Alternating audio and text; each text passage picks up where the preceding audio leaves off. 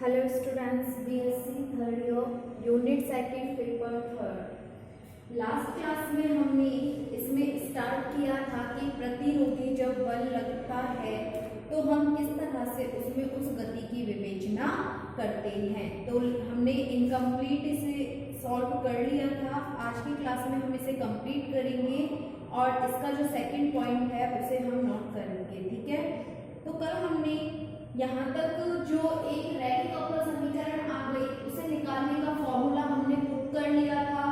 जब रैखिक अवकल समीकरण थी हमारे पास, ठीक है, वो क्या थी हमारे पास dv upon dt plus g upon capital B into small v equal to g। इसका हमने IF कैलकुलेट कर लिया और यहाँ से हमने इस वैल्यूज को इस वैल्यू में पुट कर दिया उस फॉर्मूले में रैखिक अवकल समीकरण में। तो हमारे पास इक्वेशन आई थी लास्ट क्लास में v e की power g upon dt equal to v e की power gt upon v plus का c। ये हमारे पास वैल्यू थी। अब हम क्या करेंगे, यहाँ पर प्रारंभ में लिखेंगे कि प्रारंभ में जब कोई गति स्टार्ट नहीं हुई थी तो हमारे पास क्या मान था। जब गति स्टार्ट नहीं हुई तो t का मान भी 0 और जब t 0 है तो हमारे पास जो वेग होगा वो भी क्या होगा, 0 होगा। इन वैल्यूज को हम यहाँ पर पुट करते हैं तो मेरे पास इक्वेशन आएगी यहाँ से 0 equal to v plus c। मतलब c का जो मान है वो क्या आया है यहाँ से माइनस का v। c का मान इस इक्वेशन में पुट करेंगे तो हमारे पास आएगा g upon v t equal to v e की पावर v माइनस का v। ठीक है, अब यहाँ से क्या करेंगे, दोनों पार्ट में v है तो यहाँ से नेक्स्ट स्टेप में हम v कॉमन लेंगे। g v t equal to v आ गया कॉमन e की power g t upon v minus का 1। ओके, तो यहाँ से मेरे पास एक रिलेशन आ गया, वो क्या है, v e की power g upon v t equal to v हमने कॉमन ले लिया तो यहाँ से हो गया v e की power G T upon v minus के 1। ओके, अब नेक्स्ट स्टेप में हम क्या करेंगे, जो ऊपर है e की power g v upon t से हम क्या करेंगे, इसे डिवाइड कर लेंगे या फिर इस तरह से ही लिखे रहने दो इसे इक्वेशन को, अभी हमें इजी पड़ेगा लिखने में। देखो क्या करेंगे, e की power g t upon v से भाग देने पर और जब मैं इसको डिवाइड करूंगी तो मेरे पास इक्वेशन होगी v माइनस का v e की power g t upon v। तो नेक्स्ट स्टेप में हम इसे सॉल्यूशन करेंगे और सॉल्यूशन आएगा हमारे पास v इक्वल टू v आ गया common 1 minus e g t upon v। इस इक्वेशन से मुझे वैल्यू निकालनी है, सॉरी माइनस का आएगा यहाँ पे क्योंकि यहाँ से डिवाइड कर रहे हैं, इसे डिवाइड करेंगे तो ये वाला किसका हो जाएगा, माइनस का। आफ्टर दैट यहाँ से मुझे t की वैल्यू कैलकुलेट करनी है तो t की वैल्यू कैलकुलेट करेंगे हम v upon v equal to 1 minus e की power minus g T upon v। Okay, after that v upon v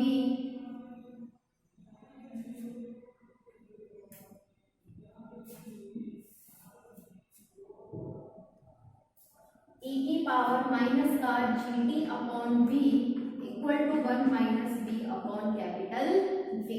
तो यहाँ से हमें t की वैल्यू कैलकुलेट करने के लिए क्या यूज करना होगा, इसका लॉग में यूज करना होगा क्योंकि लॉग और e एक दूसरे के विपरीत होते हैं और विपरीत होते हैं तो वो एक दूसरे से कट जाएंगे। ठीक है, तो यहाँ पे मैं यूज करूंगी इसका log inverse.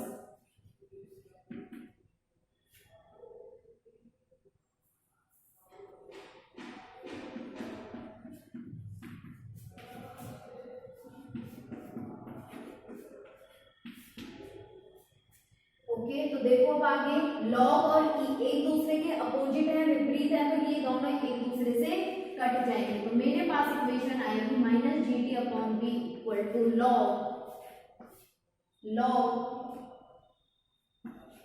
v minus small v upon capital V। Note करो यहां तक, फिर हम इससे आगे सॉल्व करेंगे इस क्वेश्चन को।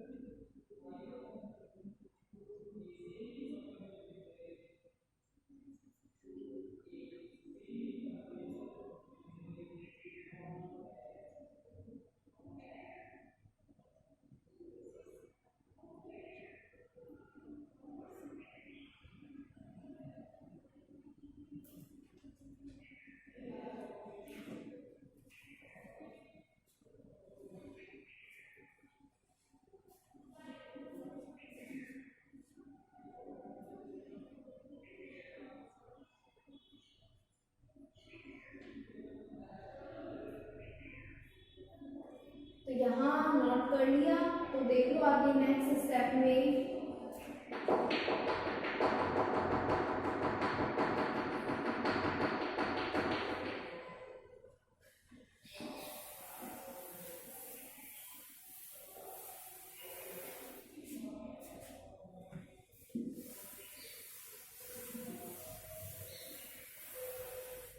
तो हमारे पास इक्वेशन है माइनस का g T upon v log we minus we upon capital v. इसे हम सॉल्व करेंगे। तो देखो जो ये माइनस का साइन है इसे मैं मल्टीप्लाई करती हूँ, तो मेरे पास इक्वेशन आएगी G T upon we equal to minus का log we minus we upon capital V. G T upon we equal to log v minus we upon V. ये जो माइनस का साइन है ये कहाँ चला जाएगा, इसकी पावर में, तो क्या हो जाएगा यहाँ पर चिन्ह g T upon we equal to log v। तो हम क्या करेंगे, इसको इनवर्स को फॉलो करेंगे और इसको फॉलो करेंगे, तो हमारे पास ये इक्वेशन आएगी।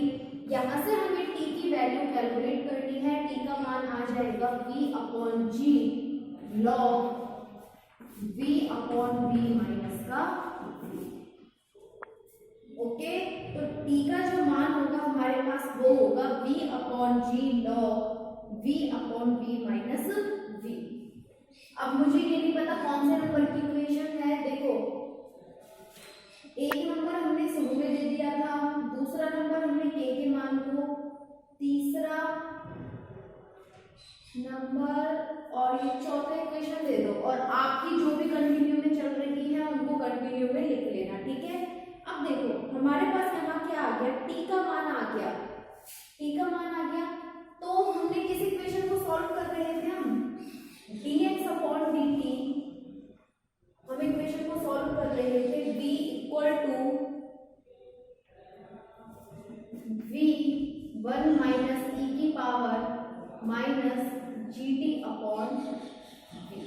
हमारे पास ये इक्वेशन थी जिसको सॉल्व करके हमने किसकी वैल्यू कैलकुलेट कर ली, t की वैल्यू कैलकुलेट कर ली। अब हमें किसका मान निकालना है, x का मान निकालना है।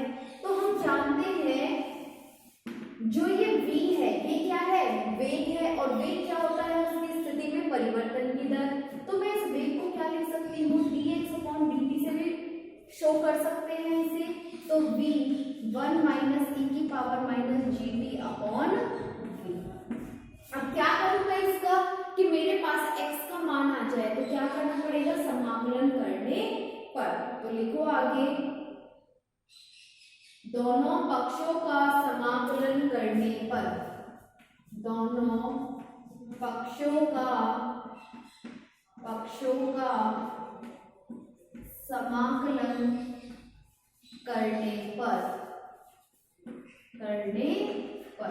जब मैं दोनों पक्षों का समाकलन करूंगी तो जब इस dx/dt का t के रेस्पेक्ट में समाकलन करेंगे तो हमारे पास आएगा x, क्योंकि ये अवकलन है, समाकलन एक दूसरे के विपरीत होते हैं। t के रेस्पेक्ट में हम कर रहे हैं, t के सापेक्ष हम इसका समाकलन कर रहे हैं, तो dt वाली टर्म्स कट जाएगी और dx का इंटीग्रेशन होता है x।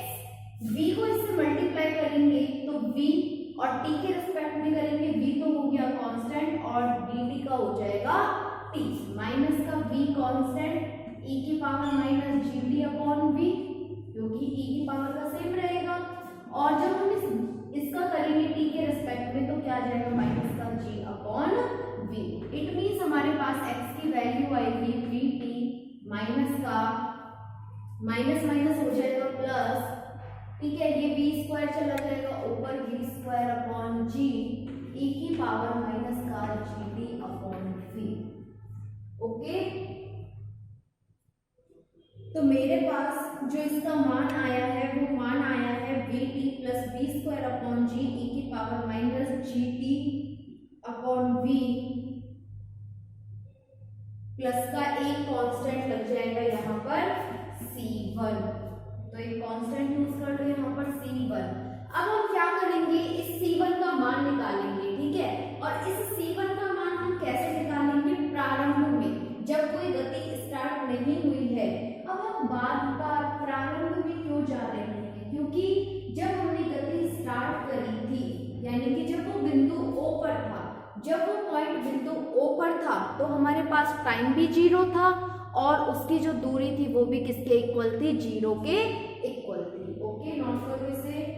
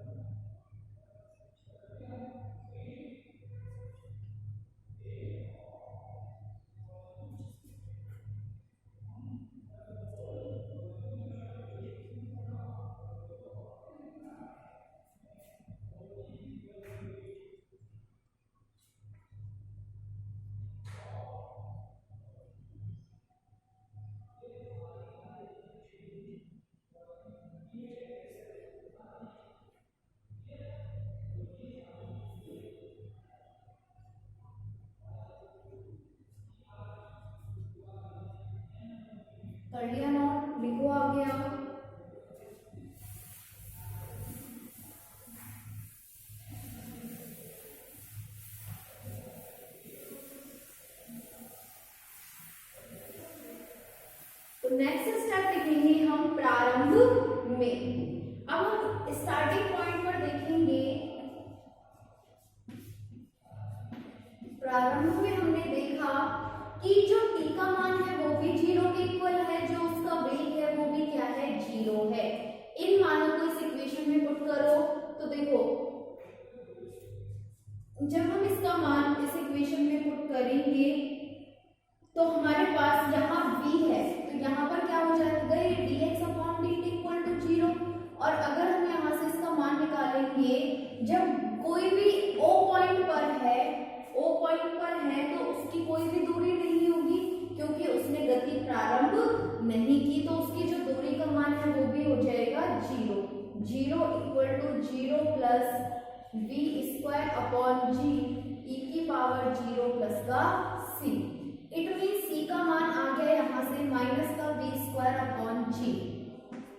c1 का मान इस इक्वेशन में पुट करेंगे तो हमारे पास इक्वेशन आएगी vt plus v square upon g e की पावर माइनस का gt upon v minus v square upon g, equation number 5। तो हमने x का मान निकाल लिया, t का मान निकाल लिया, कहाँ, बिंदु O पर। अब लिखो आगे, यहां से इन दोनों पार्ट में कॉमन क्या है, v स्क्वायर अपॉन g है, तो इसको एक स्टेप और बढ़ा लेते हैं, x equal to vt plus v square upon g e की पावर माइनस का gt अपॉन v माइनस का वर्ग।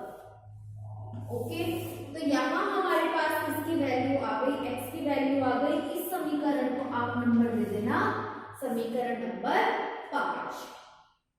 तो यहाँ से हमें क्या हो गई, जब t समय में गिरी हुई दूरी x प्राप्त होती है तो हमारे पास t का मान कैलकुलेट हो गया और हमारे पास x का मान भी इसमें आ गया। देखो समीकरण 1 से पुनः समीकरण 1 से, तो समीकरण 1 हमने कौन सी थी, जो हमारे पास रैखिक अवकल समीकरण थी, उस रैखिक अवकल समीकरण को हम यहाँ पर नोट करेंगे। तो लिखेंगे रैखिक अवकल समीकरण को हम dv upon dt plus g upon v equal to g। इस समीकरण को हमें यूज में लेना है और आगे का पार्ट हमें सॉल्व करना है। ओके, तो लिखिए आगे। तो देखो यहाँ पर क्या है, dv अपॉन dt है, तो मैंने आप लोगों को जब वर्टिकल यानी कि ऊर्ध्वाधर क्षैतिज प्रत्यास्थ जोड़ी बतलाई थी तो ये dv अपॉन dt है। अगर मैं इसमें dx से ऊपर गुना कर दूं और dx से नीचे गुना कर दूं तो कोई फर्क नहीं होगा। क्यों? क्योंकि मैंने ऊपर भी मल्टीप्लाई किया है और नीचे वाले टर्म्स में भी मल्टीप्लाई किया है। इसको मैंने इस तरह से लिख दिया dv अपॉन dx और dx अपॉन dt। और dx अपॉन dt किसका मान होता है, वेलोसिटी v का, तो यहाँ हो गया dv अपॉन dt। ठीक है, तो मेरे पास यहाँ पर मान, इस इक्वेशन को मैं क्या लिख सकती हूँ, v dv upon dx plus का g upon vv equal to g। तो यहाँ मेरे पास जो समीकरण 2 है, शायद मैंने इसको 2 नंबर दिया था, देख लेना। तो जो ये समीकरण है, इस समीकरण को मैंने इस रूप में लिख दिया। अब क्या करेंगे, चरों को पृथक करने पर, तो यहां से 1 मिनट रुको। तो v dv upon dx equal to g minus, इस टर्म्स को मैं यहाँ मूव कर रही हूँ, g upon v। After then v dv upon dx equal to g आ गया common, 1 minus v upon capital V। v dv upon dx, v dv upon dx equal to g v minus v upon v। अब लिखो, चरों को पृथक करने पर, चरों को पृथक करने पर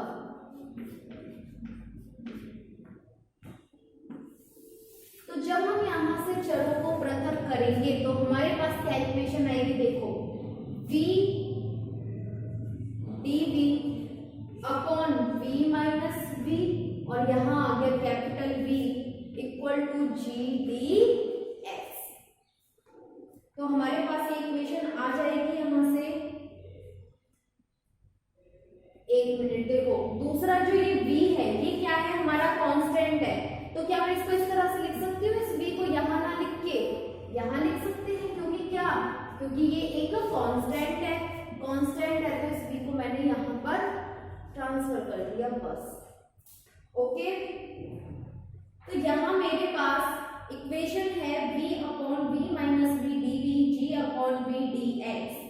अब क्या करेंगे, हमें इसका समाकलन करना है, क्योंकि चरों को पृथक करने के बाद क्या किया जाता है, समाकलन।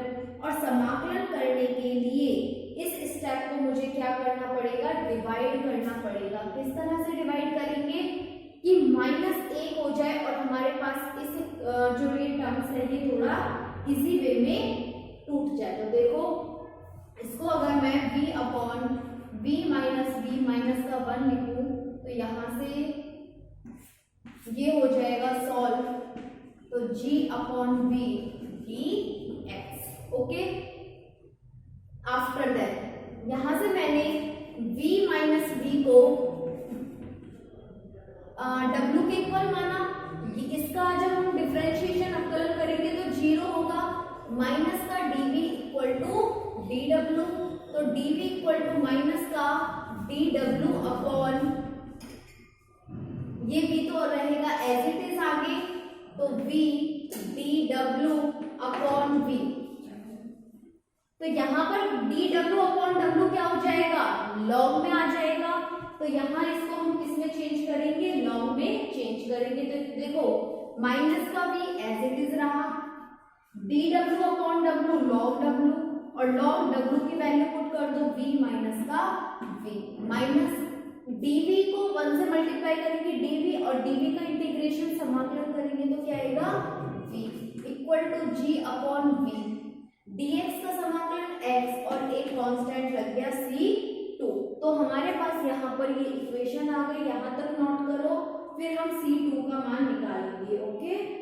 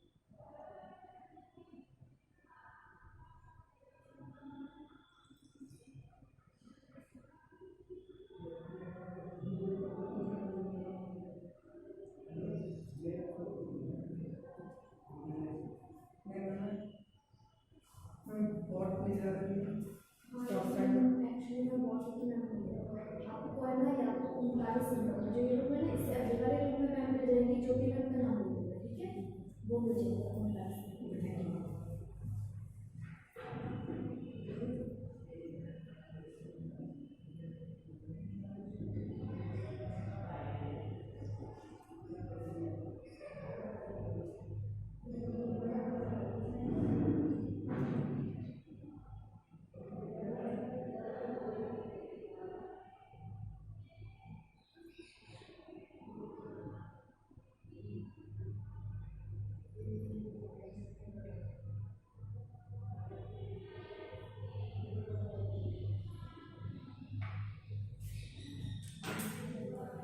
आगे देखो, यहाँ से मेरे पास इसकी वैल्यू आ गई, यहाँ तक नोट कर लिया होगा आप सभी ने।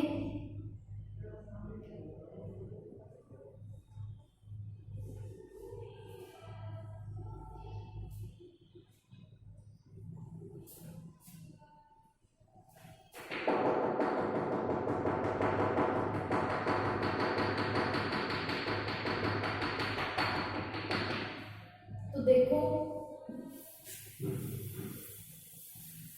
अब हमें C2 का मान निकालना है, और C2 का मान निकालने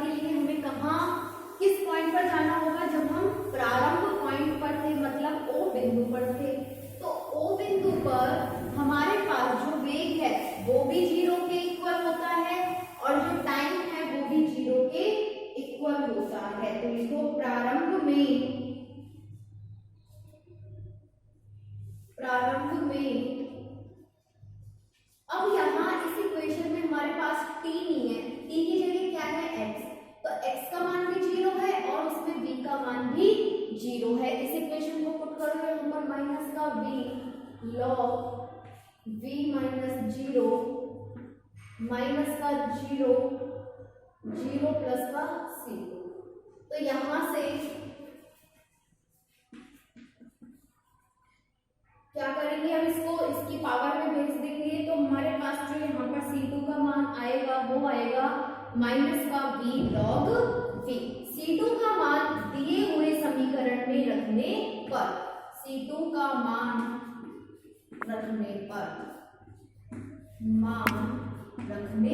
पर जब हम इस C2 का मान यहाँ रखेंगे तो हमारे पास इक्वेशन होगी माइनस का v log v माइनस का v minus b equal to g upon v x minus b log v।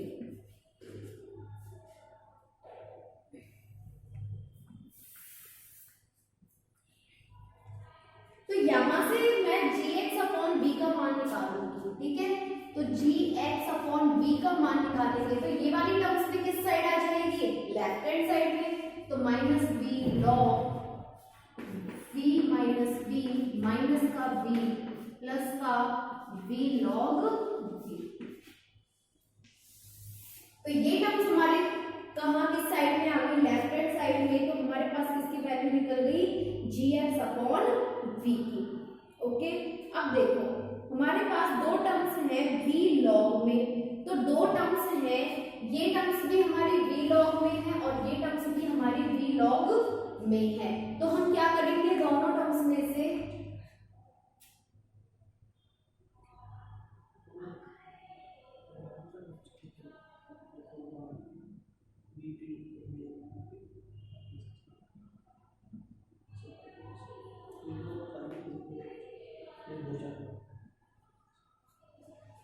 तो यहां से मैं इसमें से क्या कॉमन ले लूंगी, v log। तो नेक्स्ट स्टेप होगा gx upon v equal to v log। देखो ये वाला तो है पॉजिटिव तो ये हो गया ऊपर, ये है नेगेटिव तो ये आ जाएगा नीचे, क्योंकि हमने कौन सा फॉर्मूला लगाया है, log a minus log b का। और जो ये v है ये तो हमारे पास ऐसे कॉमन पार्ट है और कांस्टेंट है माइनस का v। तो gx upon v equal to v log v upon v minus का v। यहां से मैं वैल्यू कैलकुलेट करूंगी x की, किसकी, x की वैल्यू कैलकुलेट करेंगे यहां से। तो x की वैल्यू देखेंगे हमारे पास, देखो वो जो स्टार्टिंग में आया था वो x और t का फंक्शन था, लेकिन जो हम कैलकुलेट करेंगे वो x और v का फंक्शन होगा। तो यहाँ से x का मान निकालो, क्या हो जाएगा, v square upon g log v minus b v upon g। Okay, तो मैंने क्या किया, इस इक्वेशन में से x की वैल्यू निकालने के लिए मैंने यहाँ पर मल्टीप्लाई कर दिया और ये किसमें संबंध हो गया, x और v में संबंध आ गया। तो समीकरण नंबर हमने 5 दे दी थी, समीकरण 6। समीकरण 6 x व v में संबंध प्रदर्शित करता है, संबंध प्रदर्शित करता है।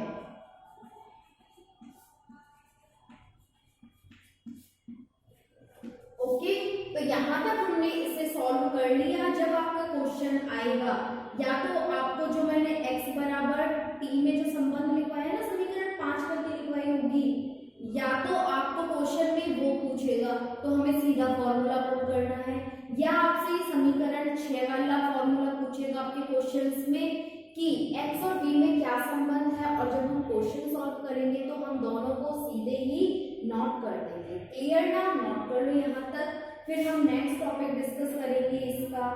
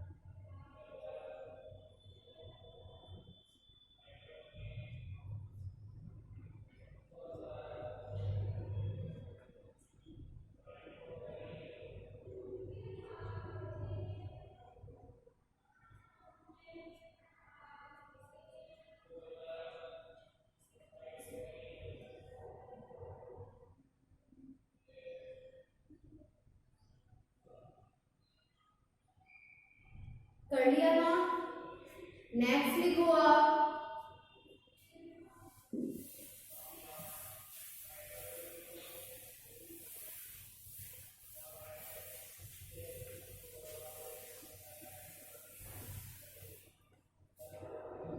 m द्रव्यमान के, नेक्स्ट टॉपिक है आपका m द्रव्यमान के एक कण को u से ऊर्ध्वाधर ऊपर की ओर से ऊर्ध्वाधर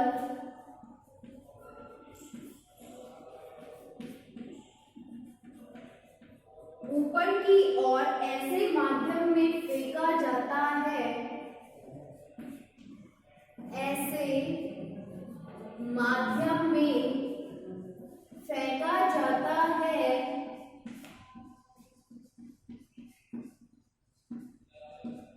जिसका प्रतिरोध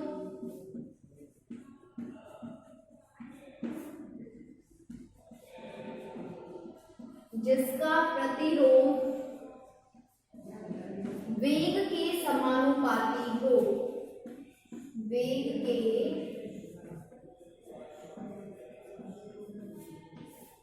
समानुपाती हो। इसकी गुरुत्वाकर्षण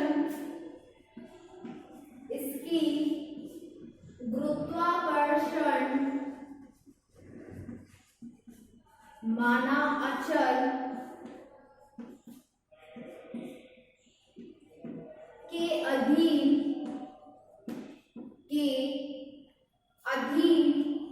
गति की विवेचना करना, गति की